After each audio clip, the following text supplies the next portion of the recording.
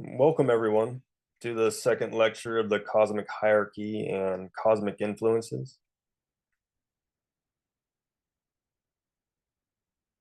We ended with lecture one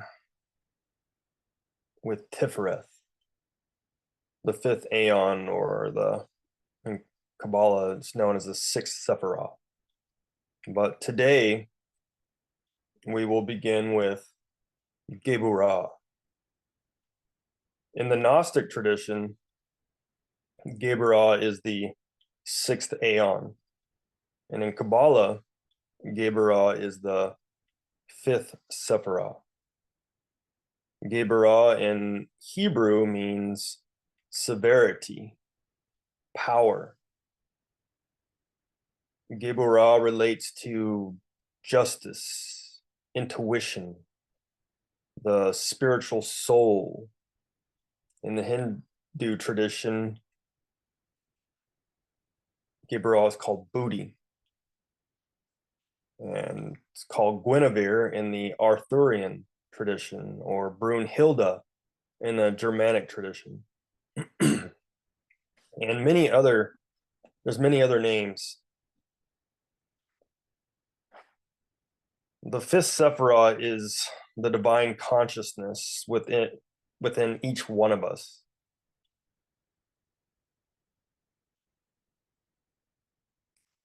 Samael Bior stated, Geburah is severity, the law, Booty, the spiritual soul, the Valkyrie.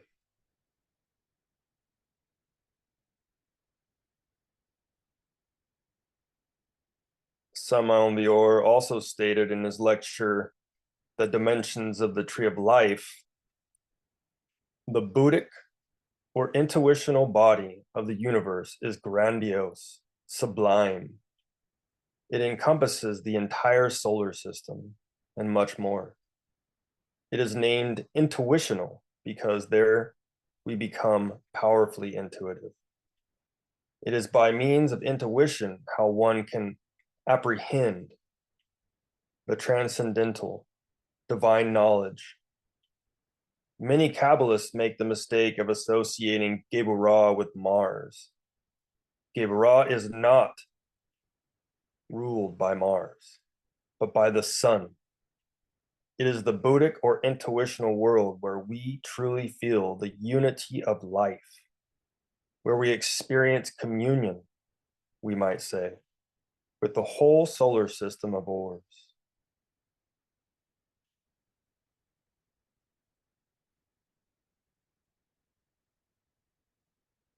So here we see that Samael stated Geburah is the intuitive world and is governed by the sun. So the regent of the sun is Mikael. Mikael is one of the 7 primary intelligences of our solar system. In our first lecture, we mentioned that there are 7 rays of creation. And each ray is associated with various vocations and talents. Each monad is related with one of the 7. Every monad has its own inheritance, and we as souls have to work in order to inherit that inheritance. And Geburah is part of our monad, the spiritual soul. So we want to cultivate its respective talents in order to exert the vocation or ability which belongs to our being, our monad. Each one of us has a lost inheritance, which is related with one of the 7. There are 7 chiefs of the 7 rays of creation within our solar system of orbs, and Mikael is the chief of the 4th ray. This ray is related with the law, high dignitaries, mystical matters, social status, and high hierarchies.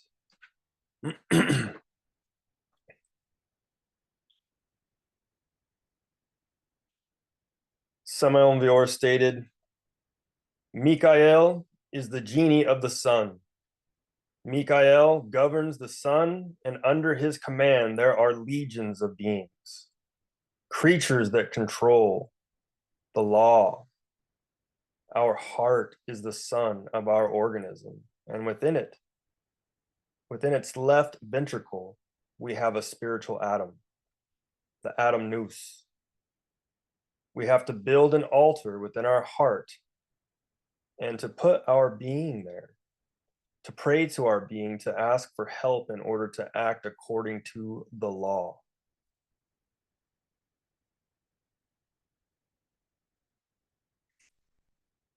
So we who like to call ourselves human beings on this planet do not live by spiritual ethical laws.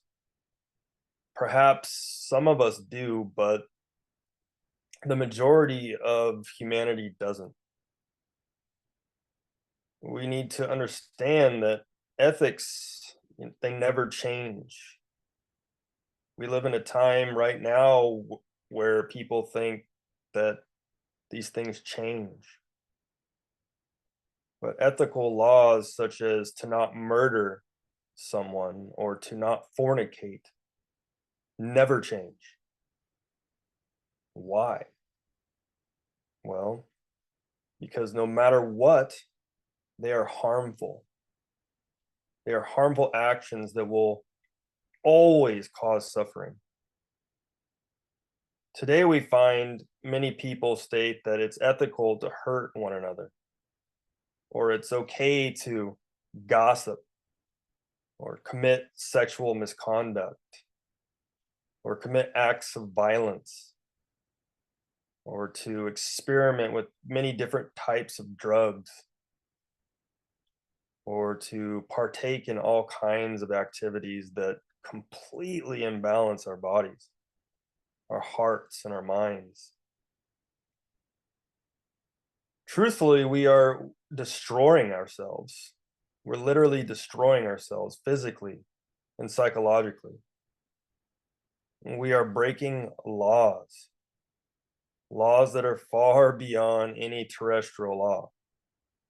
We are breaking laws that imbalance ourselves and our planet and our solar system. Everything affects everything. It will benefit everything if we learn how to truly live ethically. It will help everything if we learn how to balance ourselves. And if we put forth the effort to do this, suffering for ourselves and everything around us will lessen. We need to study and learn the great laws, the ethical principles that are taught by all the great religions. The religions of love were given freely to us by the masters so that we may know a better way of existence, a pure way to live. The great masters seek to bring peace and harmony to us and all of creation. It doesn't matter which religion you follow, it doesn't matter. The ethical laws, the ethical principles are in them. Study them, act on them, and change for the better. Bring balance and peace to your being. Ethics are where we have to begin.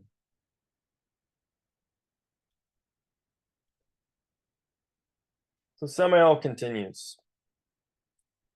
We cause disequilibrium because we do not allow our monad to take over our consciousness. We want to control nature, this planet Earth, and we are making a mess of it. The atmosphere is polluted. The seas are polluted. We are killing each other. We are justifying degeneration, chaos. We must learn to equilibrate ourselves. And that's profound. You know, if we don't, nature will do it for us in hell. Hell is a place where failures end up going. It's a place where we no longer have the opportunity like we have right now. It's a place where we are forced to be purified from all our psychological baggage. But hell is not a place where we will remain forever, like it's taught in so many different doctrines today. How long we are there is determined by how much ego we've created, how much pain and suffering we have caused. Our causes and effects will determine the length of our stay and how long we decide to rebel against divinity.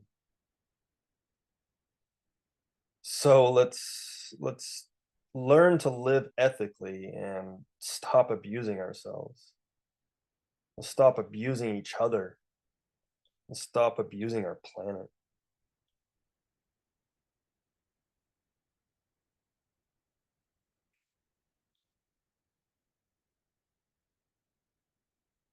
The solar ray is the ray of justice. Its metal is gold, and obviously the planet is the sun. The color is orange or gold. Day of the week is Sunday, which is our current Wednesday. We stated in the first lecture that our days of the week were jumbled up long ago, and this was most likely done out of ignorance in order to cause confusion and error. It's good for us to know the correct days of the week. Currently, we know them as Sunday, Monday, Tuesday, Wednesday, Thursday, Friday, and Saturday. The only one that's correct is Saturday. The correct days of the week are Monday, Wednesday, Friday, Sunday, Tuesday, Thursday, Saturday.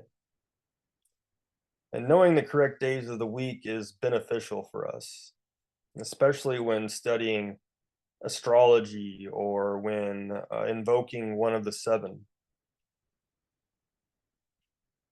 Those who have 4 lines across their forehead belong to the solar ray.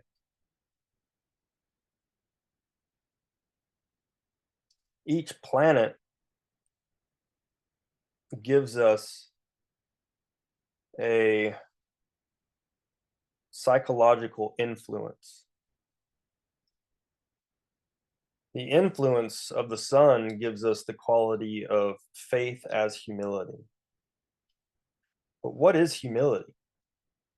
Do we truly understand what it is to be humble? And what about faith? We think of faith as mere belief.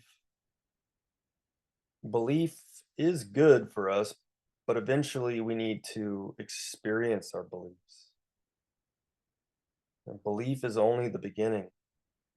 It's good that we believe in a higher power or something more than just the physical world. But true faith comes from experience, from gnosis.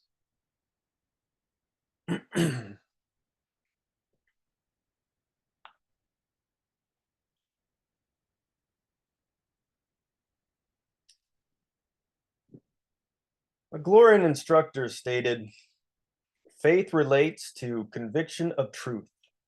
Truth is not belief, but trust. Through experience. Truth can only be found through experience. What gives you your spiritual life, faith in God, not God outside, but your innermost. True humility and true faith are the greatest strength, the greatest armor, the greatest power. That is why the sun is in the middle of the 7 planets. There are 3 on either side of the sun. The sun is the point of balance, the axis of the wheel, the organizer of the system.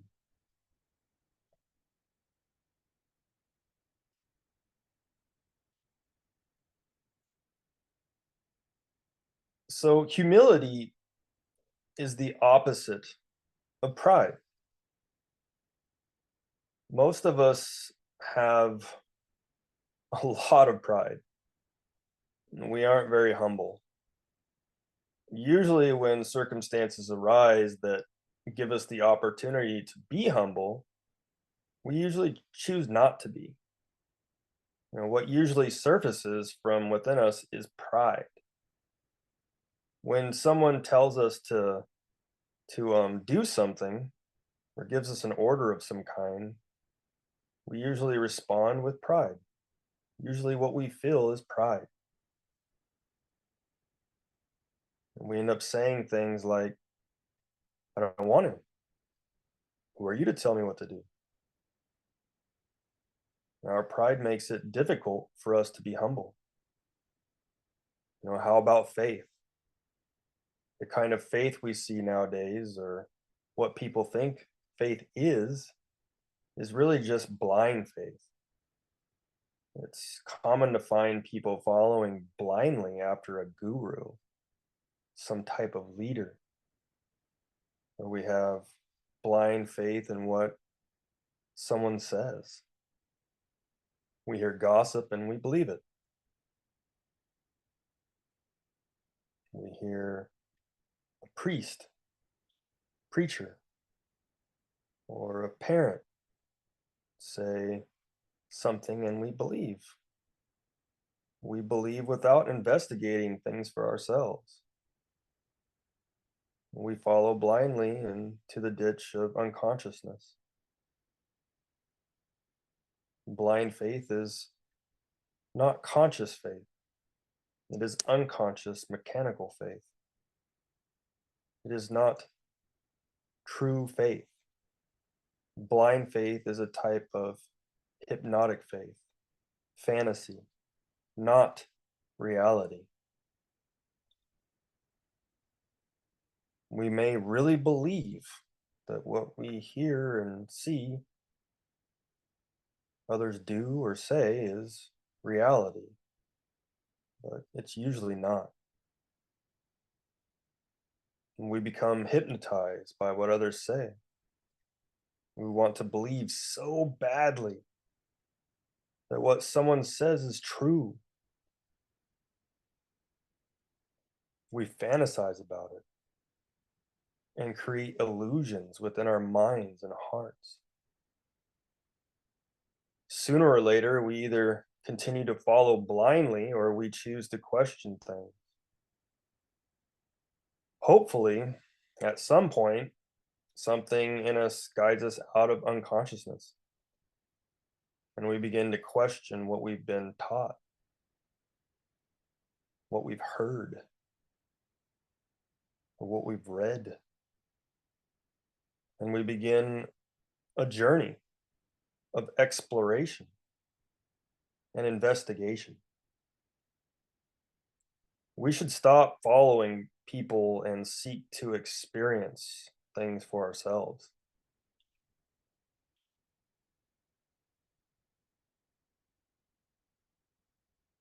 Jesus stated, "Let them alone.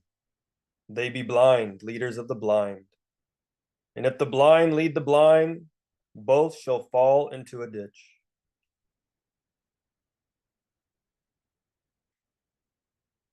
It's really important that we learn to think for ourselves, to question and investigate. We can experience what's stated in spiritual scriptures and sacred texts. We don't have to follow blindly after anyone or any theory or any type of belief. We don't have to deny or be skeptical either. We don't have to get puffed up with pride about everything we think we know. Because we cannot come to know the truth if we behave egotistically. And because we are egotistical, we usually receive the influence of the sun, which is faith as humility, negatively, instead of the influence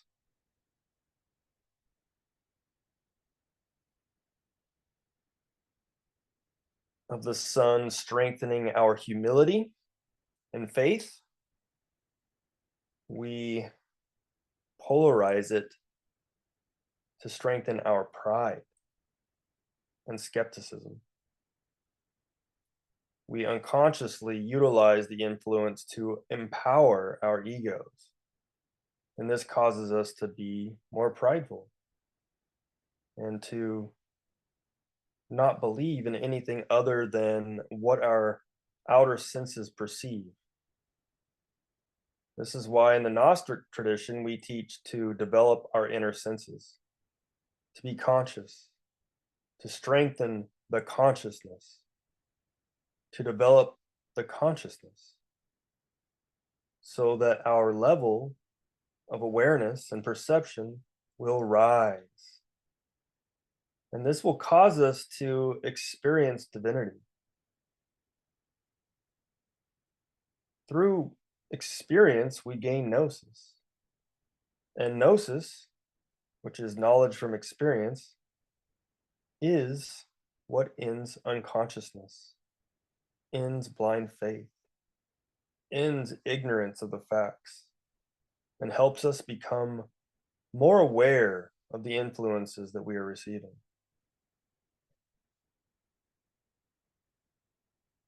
So, how do we develop our inner senses? We develop our inner senses as we awaken our consciousness. That's the easiest way to put it. There are many ways that we can develop our consciousness. Our inner senses, like intuition and clairvoyance, help us experience truth. And we develop and strengthen our inner senses in the right way by eliminating our ego. When we eliminate egos, we liberate parts of our consciousness. Right now, our consciousness is conditioned and trapped. A good majority of it is trapped in blind faith and pride. As we comprehend different aspects of our pride, we begin to be more humble. And as we comprehend our blind faith, we begin to see how it has us trapped in an unconscious mechanical state of being. We begin to see outside of the box. And we eventually start to see through our own illusions. And we begin transforming vices into virtues. Many of us believe, for example, many of us believe the astral world exists. We believe in it. But when we experience the astral world for the first time, we no longer have to believe in it because we know it exists. And this is true faith, faith from experience. We now have total faith that the astral world is real because we experienced it.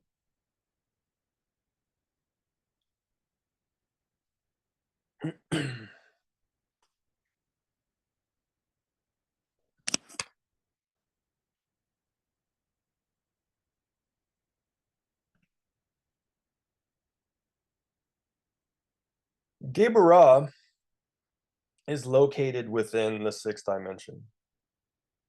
And in the book secret teachings of Moses, we find that the name of God in the fifth Sephiroth is Elohim Gabor, which means the might of the gods and goddesses. When Elohim is in the initiate, he, she is a warrior.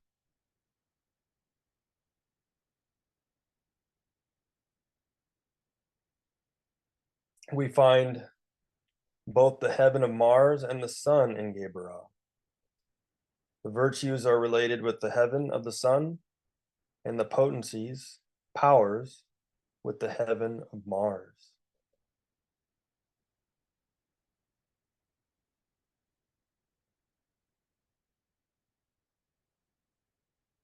Samael Aun stated in his book, Tarot and Kabbalah,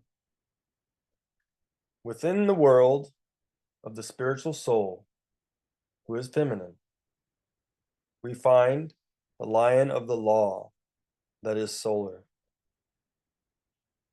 Thus, we find the severity of the law in Geburah. But as well, we find the nobleness of the lion. The Buddhic, intuitional world is completely solar. The world of Geburah is based on justice. The masters of karma base themselves on the consciousness in order to judge in the tribunal of karma. The masters of karma are judges of consciousness. Justice is beyond good and evil. When you reach the light, you will know what love is. You will know how to love, and will comprehend that conscious love is the law. Justice is the supreme mercy and the supreme mercilessness of the law.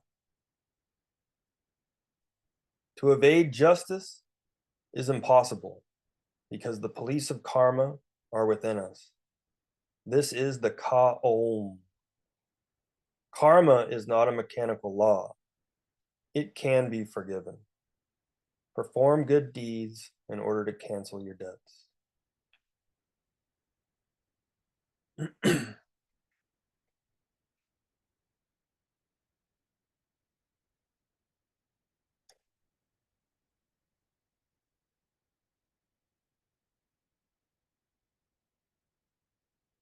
So next we have Hesed.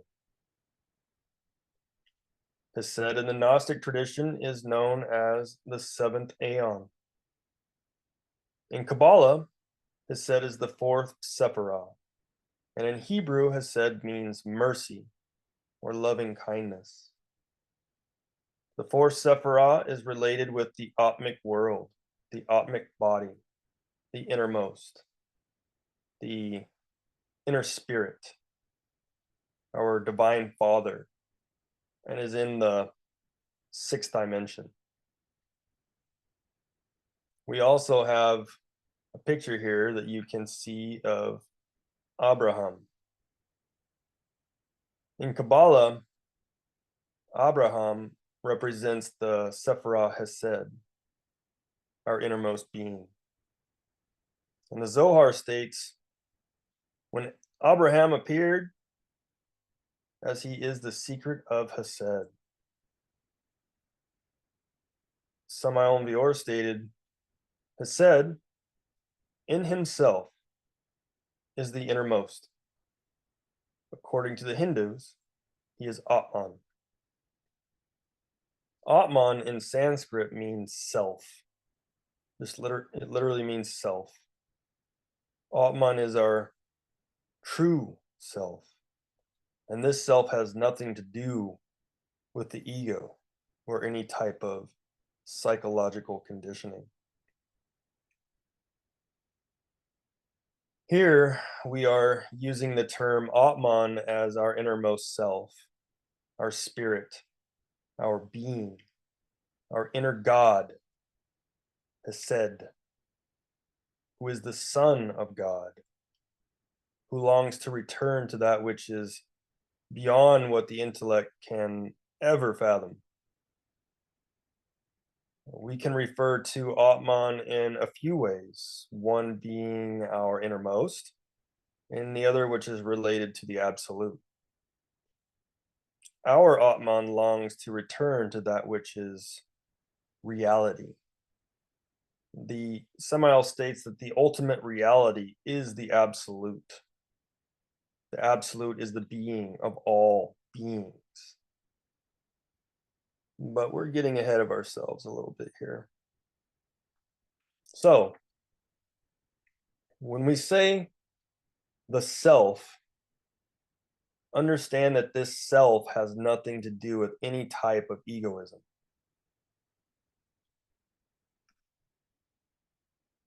Samael continues. The being himself is Atman, the ineffable.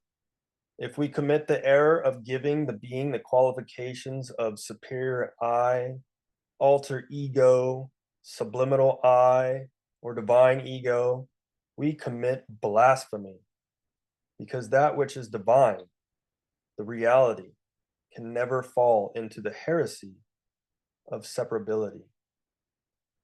Superior and inferior are two sections of the same thing. Superior I or inferior I are two sections of the same pluralized ego. The being is the being, and the reason for the being to be is the same being. The being, Atman, transcends the personality, the I, and individuality.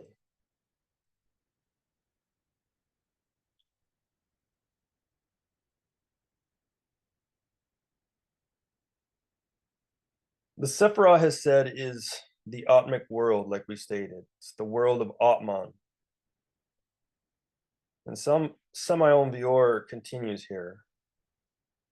In the region of Atman, the innermost, the ineffable, is incalculable. Joy.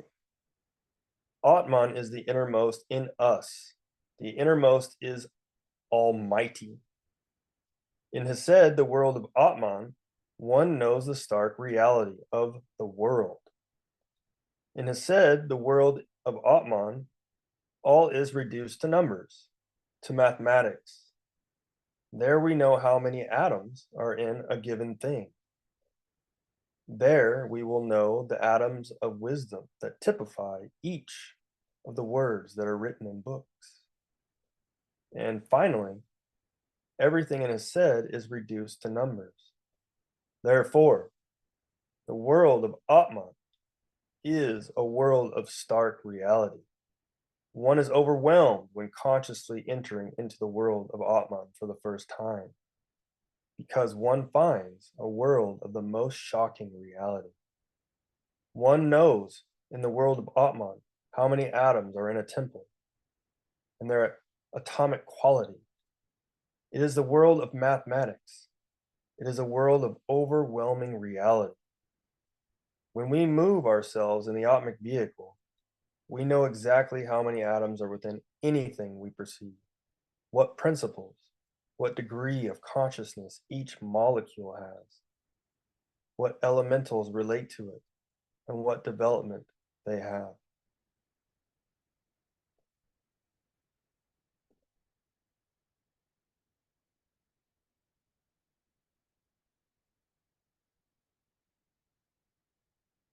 The Atmic world, has said, is governed by Mars. Mars is the fifth heaven and is the abode of the potencies, powers. Within Hesed, we also find the heaven of Jupiter, and at that level of consciousness, we find the dominions. But Hesed, the innermost, is Martian. Is governed by by Mars, excuse me. And in our tradition, Mars is a warrior. To be Martian means to be a warrior. When we say warrior, we are not describing someone in the physical world that kills people. This type of warrior is far superior to what we understand. There are many things we perceive as warrior qualities, but most of them are mistaken. Most, if not all, are not warrior or are not the warrior qualities of the being. Anyone can pick up a sword, a gun, or any type of weapon and murder someone with it, murder someone with it. But that doesn't make them a true warrior. Killing people isn't heroic. It isn't divine. And in most cases is murder. There are many who follow the path of the demon and consider themselves to be warriors. Perhaps in their own way, they are, but it's not the type of warrior we are describing right now. Our innermost is an upright warrior. Our innermost struggles profoundly and goes through many battles. Our innermost is a true fighter. What does our innermost fight? You might ask. Fights our psychological darkness. But why? Because the innermost is fighting for the betterment of humanity, for peace, for love, for the end of suffering, for self-realization.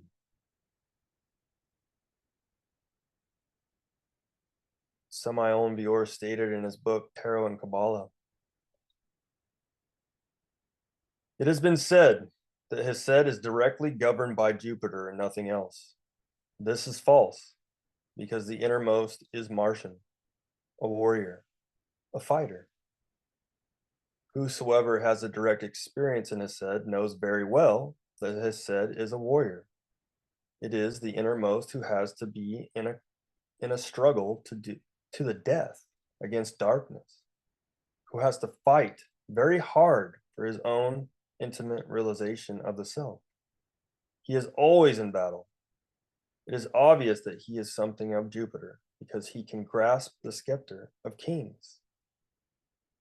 I do not deny it, but it is a false statement that he is only and exclusively Jupiterian. In the world of Atman, one has the feeling of being a complete human being. The initiate feels full of immense plenitude. This is the world of the real human being, in the most objective sense. Excuse me. The innermost is God within the human being. The human being who ignores this great truth is only a shadow of his innermost.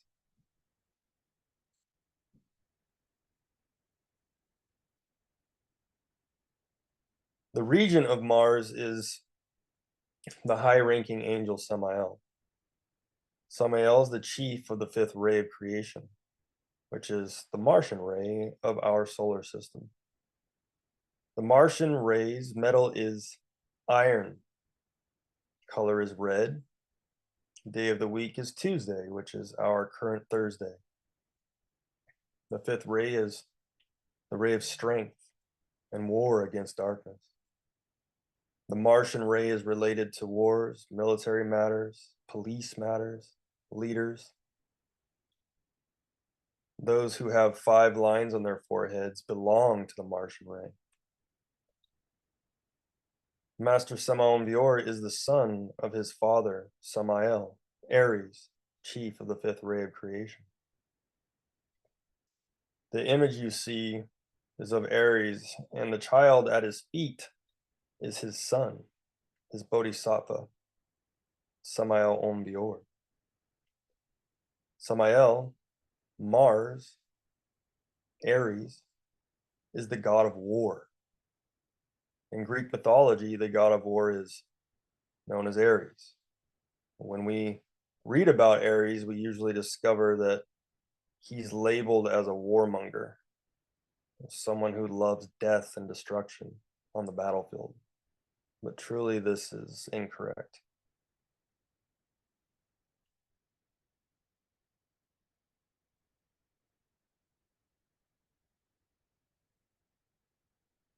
So Mars gives us a psychological influence as well. Like I said, all the planets do. And the positive influence of Mars is selfless love. Who of us can place their hands over their heart and state that they love selflessly? Most likely, none of us can truthfully state for a fact that we are capable of selfless love.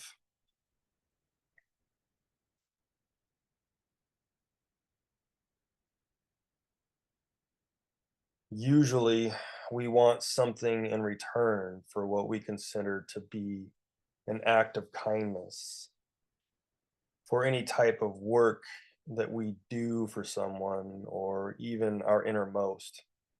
We are always expecting something, and we have a lot of expectations. And that's not selfless. The truth is, we're riddled with desire, and we are plagued with all types of desires. Rare is it that we actually do something selflessly without any expectations. We want to be noticed and congratulated for what we do. And when we say selfless, we are not saying to be without our true self, the being. We are talking about the false sense of self, the ego. If the ego is involved with what we are doing for anything or anyone, then it is not a selfless act. It is polluted with some type of expectation, some type of desire. Seeking something in return is usually what's happening. We're doing something for someone with the hopes, with the desire of getting something back. And we do this with each other, with ourselves, with our innermost. An awakened bodhisattva, for instance, doesn't work this way. A true master of the straight path works selflessly for those who are suffering and seeks nothing in return. Love is what motivates them to act, not ego. So we need to understand that those of us who have ego receive the influence of Mars, which is selfless love, and we polarize it negatively. Instead of the influence strengthening our love for each other, it strengthens our anger and our hatred for each other. Our anger gets empowered, and we go to war with one another. And this is because we're inverted beings.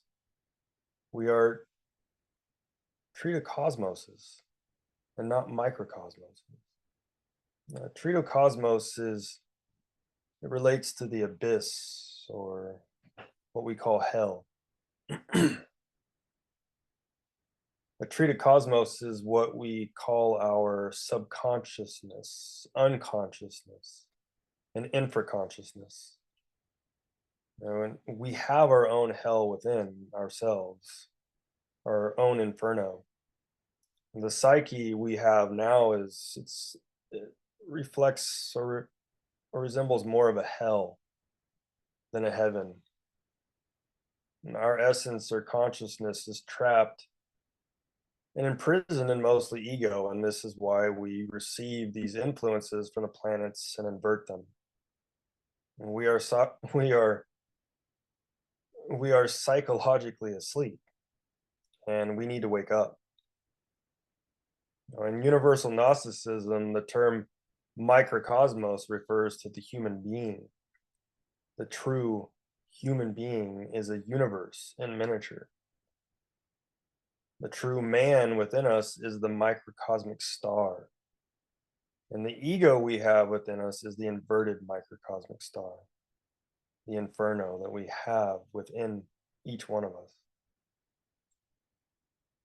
If we were a microcosmos, a true human being, we would receive the positive influences of the planets and utilize them in the right way. And we would then polarize the force of Mars positively. And that force is love, pure love. An example of humanity polarizing the force of Mars negatively is when we go to war and we kill each other. We don't know what to do with this influence, and we express anger and hatred to one another. And we do this all the time, sometimes in catastrophic ways, but also in very subtle ways. We like to argue with each other all the time.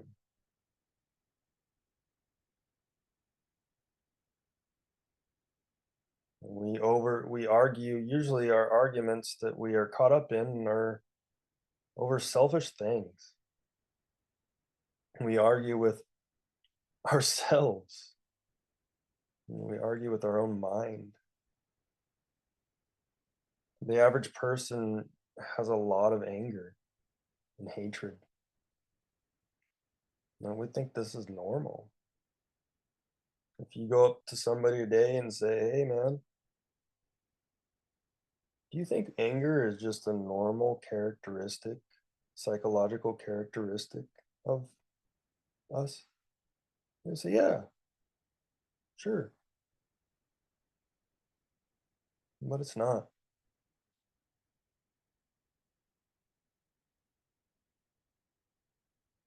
And we need to become aware of this.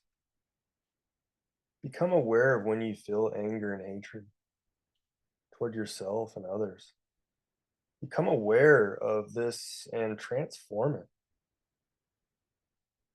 Study what's happening to you and why. And know that selfless love is the positive force of Mars, Aries, Samael, chief of the Martian ray. Pay attention. Be mindful of your anger. Be aware. It really doesn't feel good to be angry.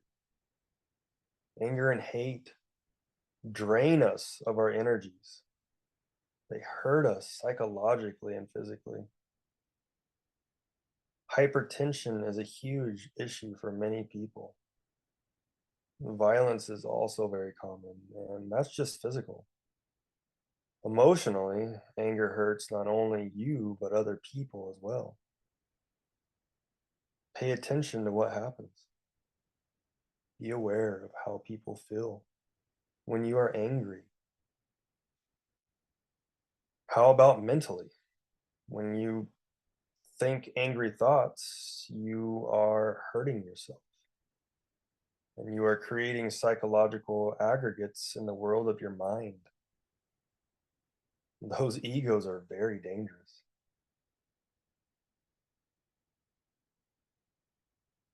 If you are in the internal worlds, awake, you may come face to face with some of your angry creations and experience what they are. You also experience what you have within yourself when you dream and have a nightmare of someone hurting you or expressing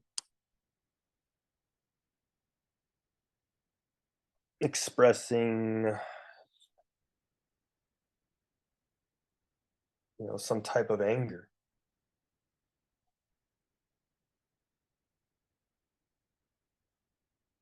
It's important that we utilize the force of Mars in the right way.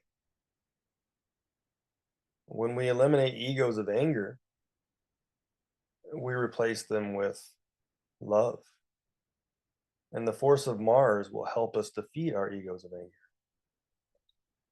Love conquers anger and hate.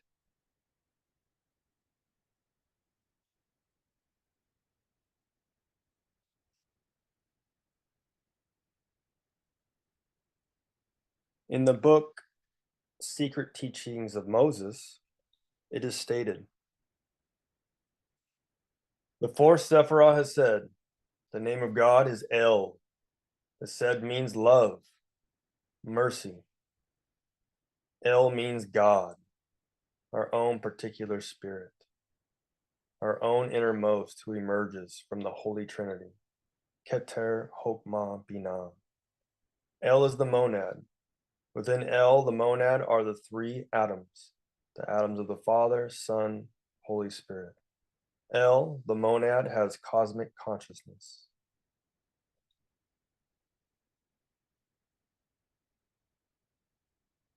So, Hesed, our innermost that we have within, is our own divine Father, our own Atman. It's important for us to comprehend that we have our own divine Father within ourselves. Our divine Father is fighting a war for us. Our innermost being is trying to guide us through this giant obstacle course we call life. The war that our innermost being is waging is the fight to return to the light. It is a fight that we need to help with. We need to comprehend. It is our duty to comprehend our psychological darkness and transform it into light. We need to enter into this battle. We need to join in. We need to fight for our innermost. We need our being's help, and our being also needs our help. We perform the great work together. We conquer our egos together. We are a unity. Remember your being and fight. The victory over ourselves leads to psychological freedom.